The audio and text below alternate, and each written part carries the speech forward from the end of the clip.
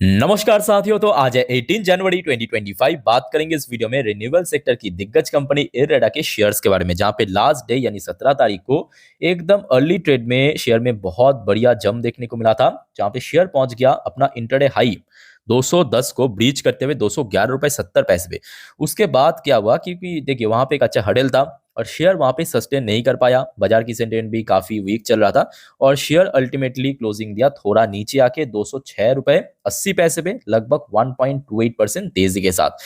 अब बात यह है कि देखिए लास्ट वीक की ना थर्सडे के दिन हमने देखा रेलवे सेक्टर में बहुत अच्छा रैली हो चुका था। एक एक शेयर आप देखिए, आईआरएफसी की बात करें, आरवीएनएल की बात करें, इरकॉन की बात करें, स्पेशली रेलटेल की बात करें, टीटागढ़ से लेके टैक्समैको हो गया, एक एक शेयर 10% 15% एवरेज में 8-9% में मूवमेंट दिया। अच्छा, अब लास्ट डे देख लीजिए, फ्राइडे के दिन शुक्रवार को डिफेंस सेक्टर की शेयर में बहुत अच्छा मूवमेंट था। आप एचएल को देखिए, जीआरईसी को देखिए, बेल को देखिए, भेल को देखिए, बीडीएल को देखिए, बहुत अच्छा रैली था। अब क्या बजट के पहले इरेडा या जितने भी पावर सेक्टर की शेयर है उस पर भी तेजी होगा? इम्पॉसिबल नहीं है, पॉसिबिलिटी है। और उसके साथ साथ ना लास्ट डे यानी 17 तारीख को बाजार क्लोज हो जाने के बहुत टाइम बाद, काफी लेट नाइट को कंपनी की तरफ से एक बहुत इंपॉर्टेंट क्रूशल नोटिस भेजा।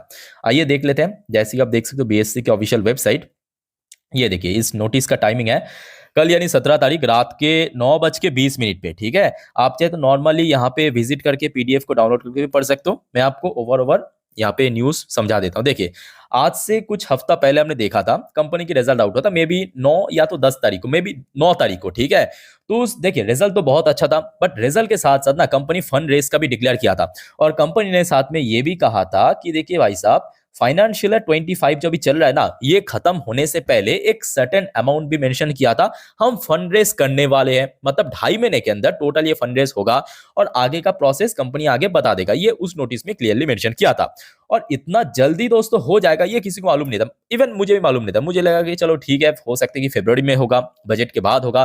तो यहाँ पे फाइनली कंपनी देखिए उसका डेट जो है, फंड रेस की डेट जो है वो डिक्लेयर कर दिया। देखिए, Navratna PSU stock set board meeting date for fund raise. आइए मैं आपको थोड़ा सा आर्टिकल अच्छे से पढ़ के समझा देता हूं, ध्यान से सुनिएगा मेरी बात को। ठीक है, यह है main article. The Indian renewable energy development agency यानी IREDA limited has declared a board meeting date on 23 January 2025। कब? 23 जनवरी 2025। तो दोस्तों आप सभी को मैं रिक्वेस्ट करूंगा, प्लीज चैनल को सब्सक्राइब करके रखिए। 23 तारीख बहुत वाइटल है। जैसे ही कंपनी के द्वारा अपडेट आ जाएगा फंड रेस से रिलेटेड, डेफिनेटली मैं आपको शेयर कर दूंगा, वो भी इंडिविजुअल वीडियो के थ्रू। तो 23 तारीख आपको क्या मालूम पड़ेगा? बोर्ड ऑफ डायरेक्टर की मीटिंग की आउटकम क्या एक्चुअली कंफर्म, क्योंकि यहां पे जो अपडेट आया कल रात को वो था इस डेट का कंफर्मेशन कि हाँ 23 तारीख को एक बोर्ड ऑफ डायरेक्टर की मीटिंग ऑर्गेनाइज किया गया।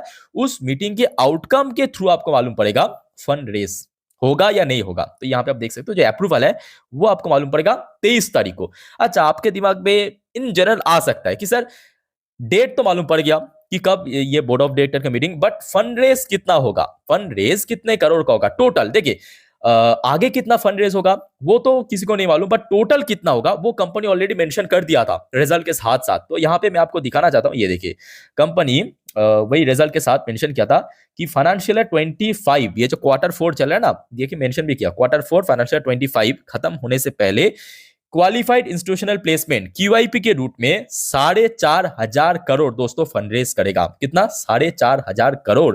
अब देखिए ये एक बार में कर सकता है, 2-3 अलग अलग पार्ट में भी कर सकता है, 1,500 करोड़ 1,500 करोड़ 1,500, या तो 2,000 2,500 करोड़, ऐसे अलग अलग पार्ट में भी कर सकता है। ठीक है, तो वो आपको कब मालूम पड़ेगा? 23 तारीख को। तो मतलब 23 तारीख को आपको अल्टीमेटली मालूम पड़ेगा कि हाँ कितने करोड़ की फंड रेज होगा, क्या 2,500 करोड़ का होगा, 2,000 करोड़ का होगा, या टोटली 4,500, जो भी कंपनी यहाँ पे अनाउंसमेंट किया था रिजल्ट के साथ टोटली हो जाएगा। ठीक है, तो जिस वजह से मैं कहूंगा 23 बहुत बहुत वाइटल, बहुत बहुत इंपॉर्टेंट होने जा रहा है, खास करके शेयर होल्डर के लिए। ठीक है, तो देखिए फंड रेस से रिलेटेड जितने भी अपडेट था वो मैं आपको शेयर कर दिया, होपफुली क्लियर हो चुका है कि क्यों मैं इस वीडियो की थंबनेल में मेंशन किया कि 23 तारीख डेट याद रखना। ठीक है, अच्छा इसके अलावा दोस्तों एक और शानदार न्यूज है आप लोगों के लिए।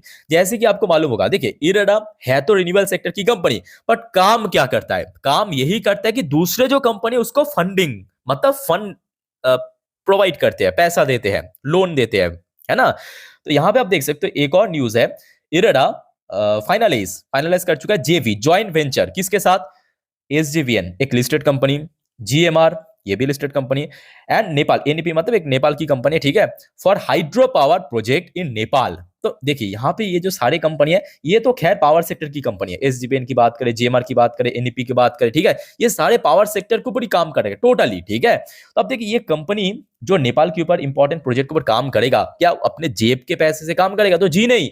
अब भाई फाइनेंसिंग करने के लिए कंपनी बैठा है इरेडा।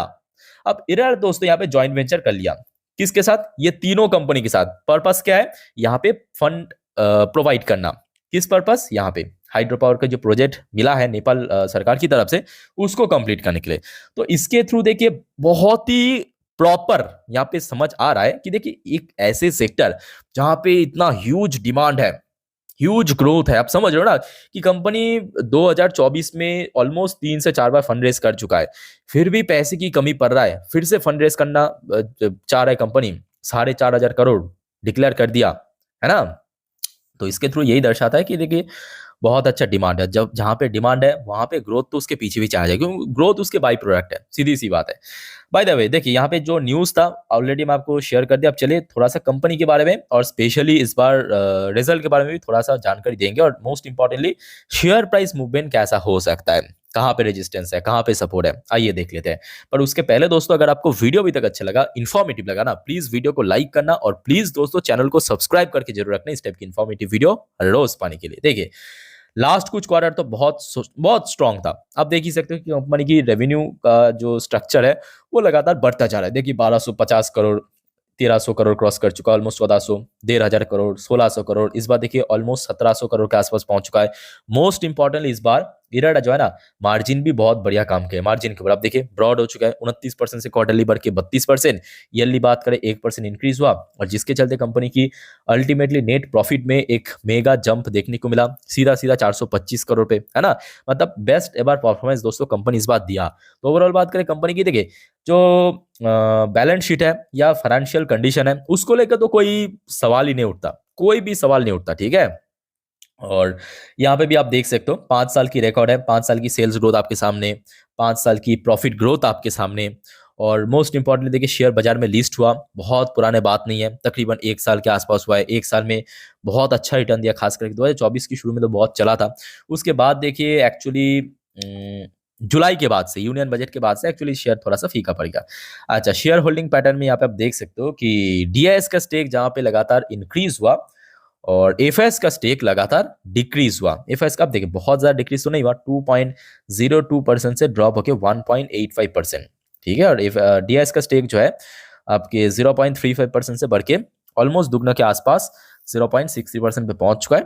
और उसके अलावा अगर हम बात करें जो रिटेल इन्वेस्टर्स की स्टेक है वो भी थोड़ा सा स्लाइटली हमें ड्रॉप देखने को मिला आपके Q3 के अंदर, ठीक है।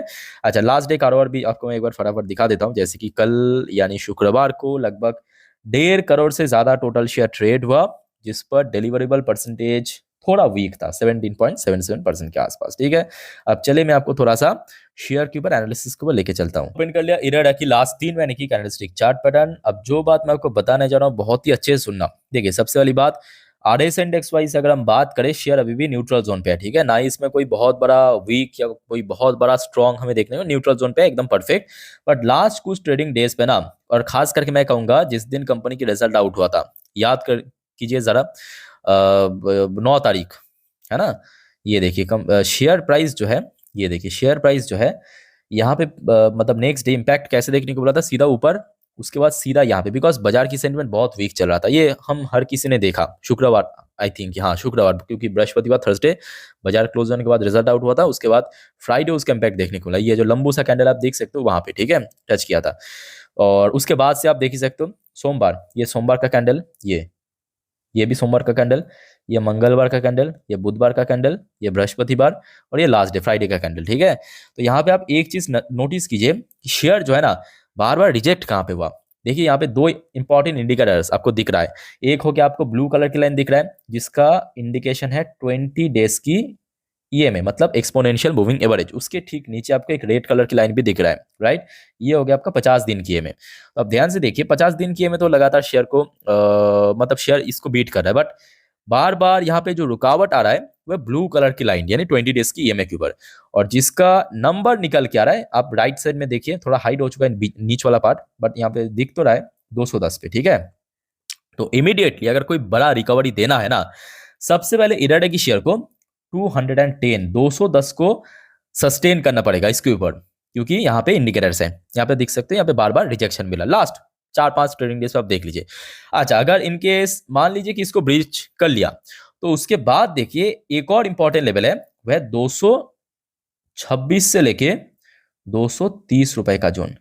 ये जो जोन है ना, यहाँ पे एक्चुअली मल्टीपल टाइम हिट किया था, अलग अलग टाइम पे मल्टीपल टाइम रिजेक्ट हुआ था। ध्यान से देखिए, ये हो गया आपका दिसंबर के महीने पे हिट किया, रिजेक्शन हुआ, एकदम धड़ल्ले से गिर गया।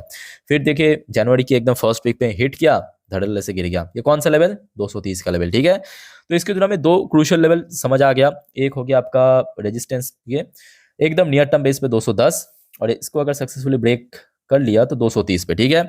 अब बात करेंगे सपोर्ट। देखिए लास्ट कुछ ट्रेडिंग डेज पे हमने ये भी देखा कि शेयर में जितने बार गिरावट हुआ, नीचे की तरफ जो लो टच किया था 195, यहाँ पे भी आप देखिए 195 190 के आसपास, तो नीचे जो क्रूशियल सपोर्ट लेवल है लगभग 195 से लेके 200 की जोन, ये दोस्तों सबसे स्ट्रॉन्ग सपोर्ट है, ठीक है।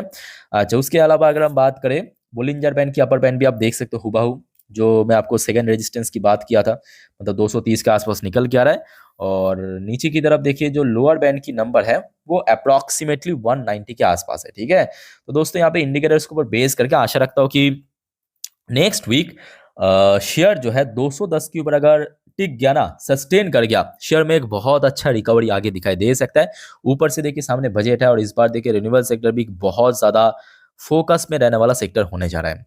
तो आई थिंक कि शेयर होल्डर तैयार हो जाइए, और 23 ऑफ जनवरी मिस मत करना, ठीक है। वीडियो आ जाएगा, और कोई डाउट्स है इससे रिलेटेड कमेंट करके पूछिए। मिलते हैं नेक्स्ट वीडियो पे।